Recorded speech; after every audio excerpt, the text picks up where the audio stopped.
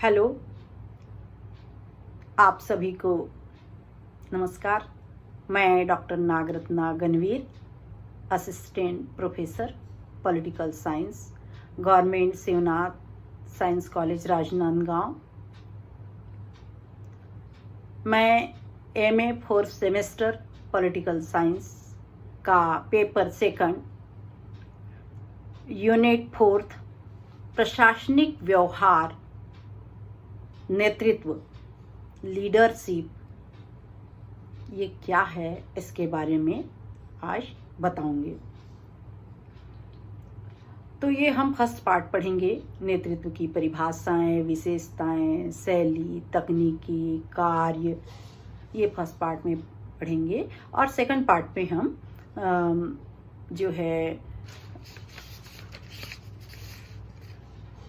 Part में हम बाकी की जो नेतृत्व के संबंधी विचारधाराएं हैं उसके बारे में पढ़ेंगे। तो अपन जानते हैं, किसी भी संगठन को चलाने के लिए एक प्रभावशाली नेतृत्व का होना अत्यंत ही आवश्यक होता है। प्रशासन की सफलता विफलता ये नेतृत्व की कुशलता पर ही निर्भर करती है। प्रशासनिक संस्थाओं की असफलता में प्रभावी नेतृत्व का अभाव दिखाई देता है। कोई भी संगठन या संस्था बिना उचित नेतृत्व के प्रभावशाली नहीं हो सकती है। नेतृत्व एक गतिशील तत्व होता है। यह समूह के सदस्यों को प्रेरणा देने वाला, अपने से संबंध रखने वाली सामूहिक शक्ति है जो समूह को शक्तिशाली बनाती है। हर परिस्थिति में लड़ने के लिए, किसी भी बड़े से बड़े काम को कुशलतापूर्वक करने के लिए तैयार करती है। इस तरह नेतृत्व जो है एक अनुशासनात्मक शक्ति है जो संपूर्ण संस्था या इकाई को लक्ष्य प्राप्त करने के लिए दिशा निर्देश देती है। उदाहरण के लिए वर्तमान में हम देखते हैं, कोरोना वायरस की महामारी से पूरा देश, पूरा विश्व जो है परेशान है। महामारी से अपने आप को, अपने देश को कैसे बचाए, ये सबसे बड़ी चिंता है। ऐसे में नेतृत्वकर्ता जो है लॉकडाउन करवा रहे हैं, मास्क लगाने, सोशल डिस्टेंसिंग रखने, घरों में रहने, साबुन के पानी से हाथ धोने, सैनिटाइजर लगाने जैसे अनेक तरीके बता रहे हैं ताकि मानव जीवन जो है बच सके। तो इस तरह से कोई भी काम जो है वो नेतृत्व के बिना सफल नहीं हो सकता। जब तक अच्छा नेतृत्व न हो, सफल नहीं हो सकता है। प्रशासनिक उपक्रम में सामूहिक क्रियाओं की सफलता बहुत कुछ दक्ष नेतृत्व पर निर्भर करती है। सक्षम नेता जो होता है अपने समूह की क्रियाओं को सही दिशा प्रदान करता है। वह अपने व्यक्तित्व, अनुभव, ज्ञान है, व्यवहार की कुशलता,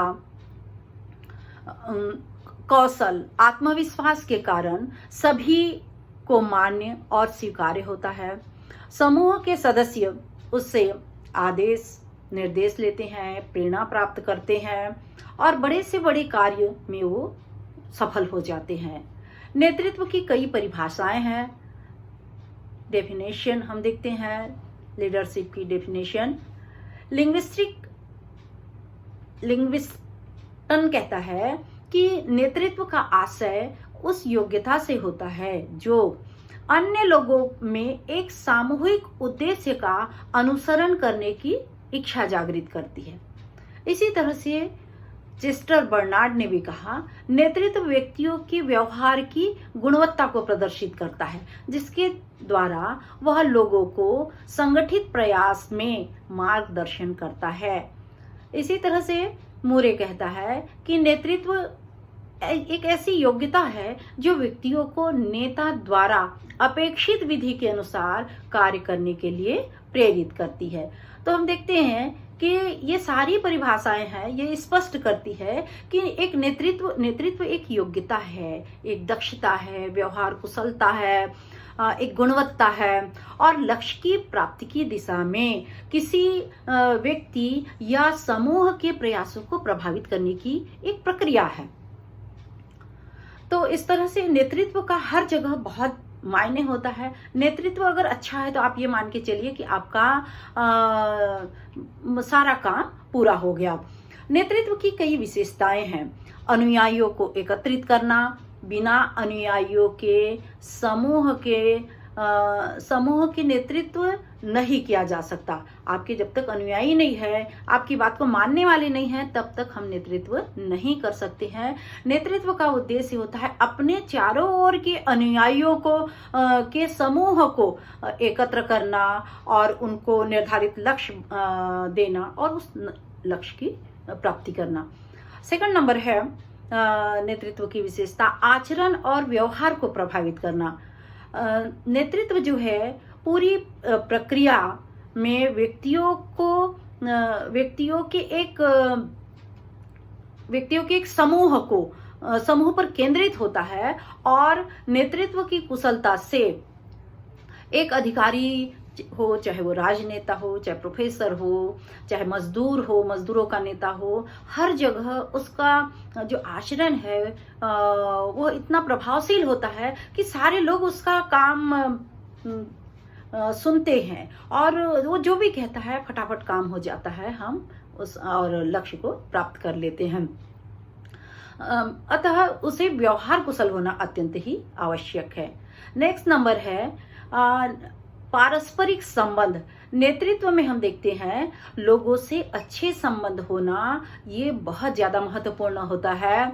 नेता वह नहीं होता है जो कि अपनी इच्छा को निर्धारित कर दे कि नहीं तुम्हें ये करना है वो करना है इस तरह, बल्कि वह होता है जो जानता है कि किस काम में कौन एक्सपर्ट है और वो किस तरह से बहुत अच्छा कर सकता है।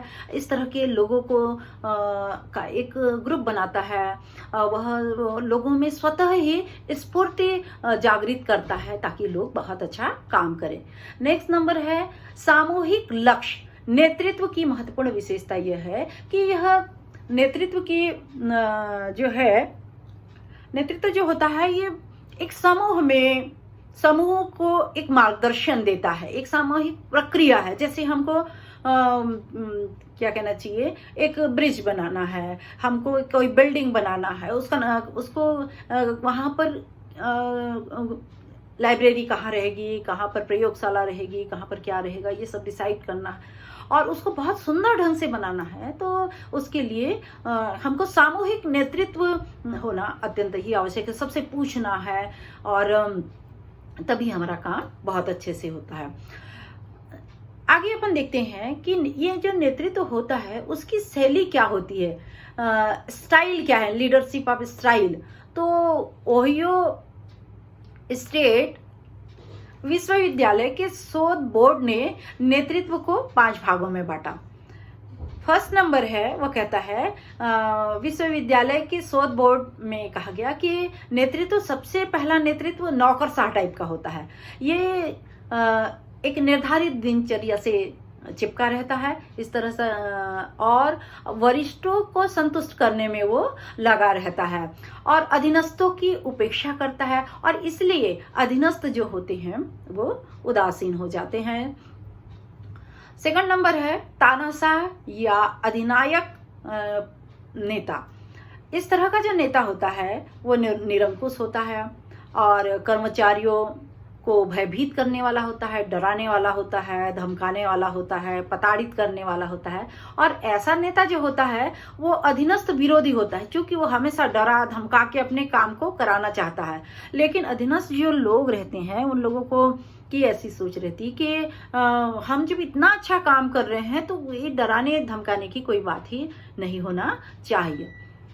थर्ड नंबर है कूटनीतिज्ञ, डिप्लोमेटिक तरह का जो नेता होता है वो अवसरवादी होता है, शोषण करने वाला होता है और इस पर लोगों का विश्वास बिल्कुल ही नहीं होता है।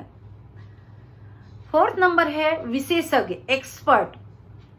एक्सपर्ट टाइप का कोई नेता होता है जो अधीनस्थों से सहयोग लेता है, बहुत अच्छा व्यवहार करता है, सहकर्मी उसका बहुत ज्यादा आदर करते हैं, वो परिवर्तन का भी विरोधी रहता है। ठीक है यार, काम बहुत अच्छा होना चाहिए, हमारा एक प्रोजेक्ट है, हमारा एक एम है, इसे हमें पूरा करना है, बस उसका यही उद्देश्य होता है। 5th नंबर है सहभागी। सहभागी तरह का जो नेता होता है अधीनस्थों से घनिष्ठ संबंध रखता है, चाहे उसके वरिष्ठ अधिकारी उससे अप्रसन्न ही क्यों न रहे, लेकिन वो अपने जो कॉलीग्स रहते हैं उनसे बहुत अच्छा संबंध बना के रखता है, और जो माहौल है वो पारिवारिक माहौल रहता है, काम बहुत ही आसानी से हो जाता है और लक्ष्य की प्राप्ति हो जाती है। क्रिस आर्गरिस कहता है कि 3 प्रकार के नेता होते हैं। 3 प्रकार के नेता होते हैं। पहले प्रकार के जो नेता होते हैं वो निर्देशक प्रकार के नेता होते हैं। ये पुरस्कार भी देते हैं अच्छे काम के लिए, दंड भी देते हैं कर्मचारियों कमजोर, लेकिन इससे क्या होता है कि जो अच्छा काम कर रहा है उनकी तो बहुत तारीफ हो गई, उनको प्राइज में मिल गया, उनको वो हवाई हो गई उनकी, लेकिन जो कमजोर कर्मचारी रहते हैं वो उसमें उदासीन हो जाते हैं। 2nd नंबर है अनुज्ञात्मक या अनुमति बोधक प्रकार का नेता।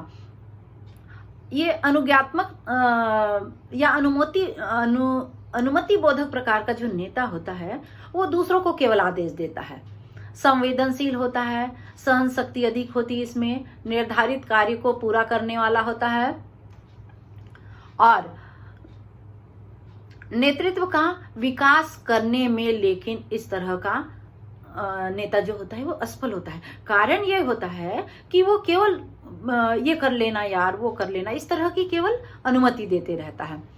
3rd नंबर है सहयोगी प्रकार का नेता। सहयोगी प्रकार का नेता जो होता है वो दूसरों को प्रेरणा देता है, निर्णय लेने की क्षमता देता है कि आप ये देख लीजिए, आपको अच्छा करना है, दूसरों की आवश्यकताओं को समझने वाला होता है, अपनी भावनाओं को स्वतंत्रता पूर्वक ये व्यक्त भी करता है, यार मैं ये चाहता हूँ, ऐसा काम होना चाहिए, हमको बहुत अच्छा करना है, और सब लोग इतने ज्यादा खुश हो जाते हैं कि क्योंकि वो अप्रिशिएट भी करता है कि हाँ आपने ये काम अच्छा किया। तो इस तरह से सहयोगी प्रकार का नेता जो होता है खुद भी स्वतंत्र रहता है, लोगों को काम करने का अवसर देता है, सोचने का अवसर देता है। अब हम देखते हैं प्रोफेसर टेरी ने कहा कि नेतृत्व के 6 प्रकार होते हैं। पहला है निरंकुश नेतृत्व, ऑटोक्रेटिक लीडरशिप। इस तरह का नेता जो होता है वो भयवश कार्य कराने वाला होता है, अधीनस्थों में दंड की भावना भरने वाला होता है। उदाहरण के लिए आपको नौकरी से निकाल देंगे, पेमेंट काट देंगे, आपका डिमोशन कर देंगे, इस तरह की वो धमकी देता है। संपूर्ण अधिकार जो है वो अपने पास में रखता है और स्वयं निर्णय लेता है, अधीनस्थों की भागीदारी वो नहीं रखता है, आज्ञा का उल्लंघन करने पर वो नाराज हो जाता है, और अंतिम उद्देश्य से लक्ष्य क्या लक्ष्य है, कैसे उद्देश्य उसको कैसे पूरा करना चाहिए, उससे वो अनभिज्ञ होता है। अपनी इच्छा अधीनस्थों को सौंप देता है कि आपको ये करना ही पड़ेगा, चाहे कैसे भी हो ये करना पड़ेगा, इस तरह का वो कहता है। इससे अपेक्षित परिणाम प्राप्त हो जाते हैं, परंतु कई बार गंभीर दोष भी उत्पन्न हो जाते हैं, क्योंकि इस तरह का जो नेता होता है अगर वो अच्छा है तो बहुत अच्छे काम होंगे, लेकिन थोड़ा ढीला है और केवल डरा धमका रहा है तो काम अच्छा नहीं होगा, काम शिथिल हो जाएगा। 2nd नंबर है निर्बाध नेतृत्व, फ्री रेन लीडरशिप कहा जाता है इसको। नेता को अधीनस्थों से संपर्क नहीं रखता। निर्बाध नेतृत्व जो होता है, इस तरह का जो नेता होता है वो अधीनस्थों से संपर्क नहीं रखता है, अधीनस्थों को पर्याप्त सोचने काम करने का अधिकार नहीं देता है, वो हर चीज को वो स्वयं भी मार्गदर्शन नहीं करता है, आज्ञा देने के वह अयोग्य होता है संपूर्ण संगठन में, और इसी के कारण क्या होती है अव्यवस्था फैली रहती है। तुम जानो, तुम्हारा काम जाने, इसको कर लेना, इस तरह का रहता है उसका। और किसी भी दशा में काम करने की वो छूट देता है। तो इस तरह का नेता जो होता है वो लोगों को काम दे दिया और स्वयं चुप बैठ जाता है। थर्ड नंबर है जनतंत्रीय नेतृत्व। जनतंत्र मतलब आप लोगों को सब मालूम है, डेमोक्रेटिक लीडरशिप। हम सब लोग मिलके इस काम को कैसे बहुत अच्छा बनाएंगे, कैसे बहुत अच्छा करेंगे, बस इसमें वो लगा रहता है। तो वो सामूहिक चर्चा करता है, नीतियों का निर्माण करता है, उसका जो निर्णय होता है वो विकेंद्रीकृत होता है। अनुयायियों को एक सामाजिक इकाई के रूप में कार्य करने के लिए वह प्रोत्साहन करता है। समूह के सदस्यों की पूर्णतया योग्यता का वो लाभ लेता है। कौन एक्सपर्ट है किस किस में, इस बात का उसे बहुत अच्छे से ज्ञान रहता है। और इस तरह से अपन देखते हैं कि अधीनस्थों की आवश्यकता, रुचि का वो पूरा ध्यान रखता है। कर्मचारी केंद्रित न होकर वह कार्य केंद्रित रहता है। कैसे हम किसी भी प्रोजेक्ट को में कैसे हम सक्सेस हो सकते हैं, पूरा फोकस उसका उसी में रहता है। हम देखते हैं कि जनतंत्री नेतृत्व के कुछ प्रमुख लक्षण दिखाई देते हैं। आपसी चर्चा और नीतियां बनाना, समूह से परामर्श करने के बाद ही आदेश देना, अधीनस्थों को महत्वपूर्ण निर्णय की अनुमति देना, अधीनस्थों को निर्णय लेने में सहभागी बनाना, विचार विमर्श करना, अपने आदेश का कारण और भावी योजनाओं की समूह की वो जानकारी भी प्राप्त करता है। मुझे क्या आदेश देना है और किस समूह को देना है, किस समूह से काम हम बहुत अच्छे से करवा लेंगे, इसके बारे में वो सोचता है। एक सामाजिक अनुशासन बना के रखता है और कर्मचारी केंद्रित अधिक और कर्मचारियों की स्वतंत्रता का वो बराबर ध्यान रखता है। इस तरह प्रजातांत्रिक नेतृत्व जो होता है वो बहुत ही अच्छा होता है। अब हम आते हैं कि नेतृत्व का क्या कार्य है, फंक्शन ऑफ लीडरशिप। नेतृत्व के संबंध में अलग अलग विद्वानों ने अलग अलग कार्य बताए हैं। फर्स्ट नंबर है मैकफार्लैंड के अनुसार नेतृत्व के क्या कार्य हैं, इसके संबंध में उसने बताया मैकफार्लैंड ने कि समूह लक्ष्यों का निर्धारण करता है, वह योजना निर्माण करता है, नीति तथा क्रियाविधि निर्धारित करता है, अधीनस्थों का वो पद प्रदर्शन करने वाला होता है, कार्यकुशल होता है, कर्मचारियों के समूह तैयार करता है, उनका संरक्षण भी करता है, अधीनस्थों के व्यवहार का उनकी उपलब्धियों के संदर्भ में मूल्यांकन करता है, एप्रिसिएट करता है कि हाँ ये काम आप बहुत अच्छे से कर सकते हो। इस तरह से उनको प्रोत्साहन भी देता है, आप और अच्छा कर सकते हैं, इस तरह का प्रोत्साहन देता है। अनुयायियों के लिए आदर्श प्रदान करता है। नॉर्मन एफ वासबर्न कहता है अच्छे नेता के 8 कार्य हैं। ये 8 कार्य हैं: क्रियाओं का सूत्रपात करना, आदेश प्रदान करना, अपने समूह की वाहिकाओं का प्रयोग करना, अपने समूह के नियमों तथा प्रथाओं को जानना, उसका अनुपालन करवाना, अनुशासन बना के रखना, अधीनस्थों को सुनना, अधीनस्थों की आवश्यकताओं के प्रति जागरूक रखना, अधीनस्थों को सहायता करना। इस तरह के सारे जो काम हैं ये एक अच्छे नेता के, एक अच्छे लीडर के होते हैं। हम देखते हैं कि विभिन्न विद्वानों ने नेता के कई कार्य बताए हैं, उसके बावजूद भी नेतृत्व के, लीडरशिप के प्रमुख कार्य क्या है, प्रमुख फंक्शन क्या है, इसके बारे में देखेंगे। तो फर्स्ट नंबर है अधीनस्थों की भावनाओं और समस्याओं को समझना। किसी भी नेता के लिए, किसी भी नेतृत्वकर्ता के लिए, किसी भी लीडर के लिए आवश्यक है कि वह उसके अधीन जितने भी लोग काम कर रहे हैं उनकी भावनाओं को, उनकी समस्याओं को समझे और उसके बाद वो निर्णय ले, उसके बाद वो आदेश निकाले, तो वो बहुत अच्छे से किसी भी लक्ष्य को प्राप्त कर सकता है। सेकंड नंबर है सहयोग प्राप्त करना। प्रशासनिक संगठन बिना सहयोग के चल ही नहीं सकता। हम जानते हैं कि हमारा कोई लक्ष्य है और हमारे अंडर में लोग काम करने वाले हैं, तो हम उनकी अपेक्षा करके कोई भी काम नहीं कर सकते। तो सहयोग प्राप्त करना अत्यंत ही आवश्यक होता है, सहकारिता की भावना आवश्यक होती है।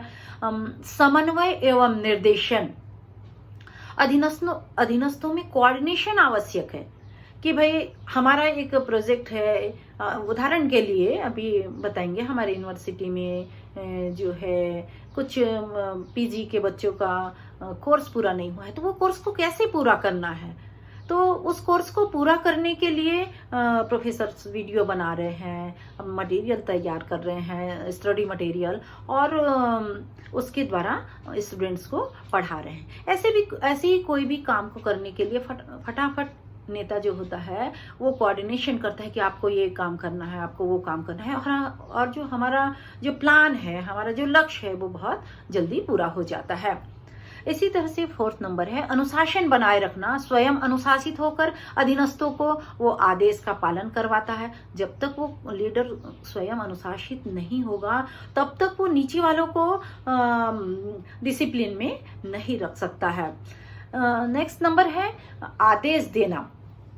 कार्यों के संपादन के लिए हम सभी जानते हैं कि आदेश दिए बिना कोई भी कार्य पूरा नहीं हो सकता है। तो नेतृत्व का एक महत्वपूर्ण गुण ये होता है कि आदेश निर्देश देना। हमें ये कोर्स पूरा करना है, जो कोर्स बाकी है पीजी में, या हम देखते हैं सामान्यतः कोई भी उदाहरण अपन ले सकते हैं कि हमको लाइब्रेरी को सिस्टमेटिक करना है, उसको ऑनलाइन करना है, तो उसके लिए क्या क्या काम करना है, इस तरह से वो आदेश निर्देश निकालता है, तो काम बहुत ही आसानी से हो जाता है। अधीनस्थों में वो जो है उसके आदेश का सभी लोग बारी बारी पालन करते हैं और वो काम बहुत अच्छे से हो जाता है। नेक्स्ट नंबर है प्रभावी संप्रेषण की व्यवस्था रखना। एक अच्छा लीडर वह होता है जो कि उसका प्रमुख महत्वपूर्ण काम ये होता है कि वो उसका जो संप्रेषण है, बात करने की क्रिया है, कोऑर्डिनेशन है, वो बिल्कुल स्पष्ट हो, और अधीनस्थों के विचारों का जो आदान प्रदान बोलना चाहिए निरंतर बना रहे, तभी लक्ष्य को प्राप्त किया जा सकता है। नेक्स्ट नंबर है संगठन के प्रति निष्ठा। अपने अधीनस्थों के संगठन के प्रति उसे निष्ठा बनाए रखना अत्यंत ही आवश्यक होता है। कर्मचारियों की भागीदारी कर किसी भी बड़े से बड़े लक्ष्य को हम प्राप्त कर सकते हैं या नेता प्राप्त कर सकता है। अब हम देखते हैं नेतृत्व की टेक्निक्स क्या है। टेक्निक्स ऑफ लीडरशिप, नेतृत्व की तकनीकें क्या है। तो पहला बहुत ही सिंपल है कि कोई भी लीडर है, चाहे वो आज आपका क्लास कैप्टन हो, चाहे आप मजदूरों का संगठन हो या प्राध्यापकों का संगठन हो, कहीं पर भी आप देखोगे सहयोग आवश्यक है। तो फर्स्ट पॉइंट है सहयोग की प्राप्ति। अधिकारी को अपने सारे समूह को सहयोग करना होता है, सहयोग लेना होता है, और एक निश्चित लक्ष्य को प्राप्त कर सकता है सहयोग प्राप्त करके ही। इसी तरह से शक्ति का प्रयोग, द यूज ऑफ पावर, नेतृत्व के लिए अत्यंत ही आवश्यक है कि वह शक्ति का प्रयोग करे। नेता की कोई बात अगर नहीं सुनेगा, उस पर कोई विश्वास नहीं करेगा, तो ऐसे में कोई भी काम नहीं होगा। तो अपन देखते हैं कि उसको सामूहिक रूप से सहानुभूति रखते हुए, चर्चा करते हुए, और जहां पर गलत कोई कर रहा है तो वहां पर शक्ति का प्रयोग करना चाहिए। तभी हम देखते हैं हम लक्ष्य की प्राप्ति कर सकते हैं। अनुशासन अनुरक्षण एक अच्छे नेता के लिए आवश्यक है कि अनुशासन के साथ साथ नियमों, कानूनों, आदतों, परंपराओं का पालन करते रहना चाहिए। तभी जो है डिसिप्लिन बना रहेगा और हम लक्ष्य को बहुत अच्छे ढंग से प्राप्त कर सकते हैं। नेक्स्ट नंबर है उच्च समूह मनोबल का विकास। एक अच्छा नेता वही होता है जो अपने अधीनस्थ कर्मचारियों को प्रेरणा देता है, उनमें ऐसी भावनाएं भर देता है कि वो स्वस्फूर्ति होकर, वो स्वयं कॉन्फिडेंट होकर हर काम को लाइए हम कर देते हैं करके करता है और काम बहुत अच्छे से हो जाता है। तो लोगों में प्रेरणा भरने वाला होना चाहिए। ये बाबूलाल फड़िया राजनीति विज्ञान की बुक से लिया गया है और लोक प्रशासन की बुक से। और आप सभी विद्यार्थी ये वीडियो लेक्चर देखिए, आप नोट्स भी बनाइए और बहुत अच्छे से आप किसी भी कॉम्पिटिटिव एग्ज़ाम हो चाहे यूनिवर्सिटी के एग्ज़ाम में बहुत अच्छे ढंग से लिख के पॉइंट्स वाइज लिख के बहुत अच्छे से पास हो सकते हैं। आप लोगों ने ध्यान से सुना, धन्यवाद। सेकंड पार्ट को हम आगे बताएंगे। धन्यवाद।